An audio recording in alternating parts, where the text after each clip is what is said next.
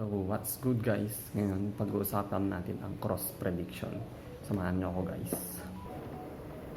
Meron weekly trading competition ngayon dito sa CrossWave at ang price dito ay 1 million bill token. At meron tayong price na paghahati-hatian sa most active highest volume, top trader biggest PNL, legend of the week biggest loss, best ROI, best PNL. So guys, bago tayo magsimula, disclaimer lang muna tayo.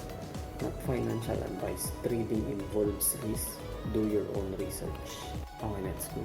So, ang unang step ay pupunta ka muna sa prediction, then connect your wallet. Pagkatapos nun, punta ka sa rewards. So, makikita mo itong bill token, i-claim mo muna. Ito rin kasi ang gagamitin natin para sa trading. After mo maklaim yung bill token, pupunta na tayo sa BTC 1 minute up or down. So, wait tayo guys. Yung trading session kasi dito is 1 minute. Kaya tinawag na BTC 1 minute up or down. Hihintay tayo ng bias natin. So, umakyat pa siya. 30 seconds.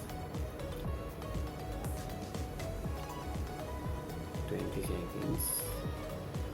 So, ang trading talaga is patience lang, no?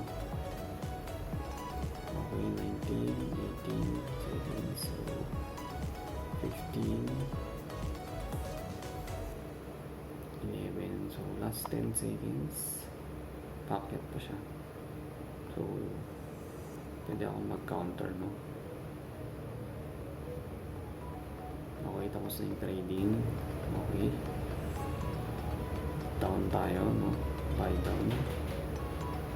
Okay, nabagsak na siya. Order submitted.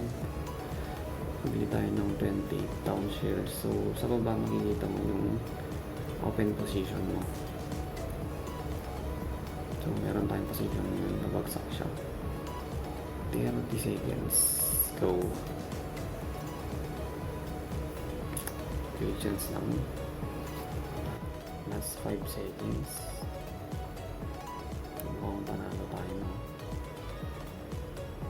So, sa portfolio guys, dito mo makikita ang win or loss mo. So, that's it guys.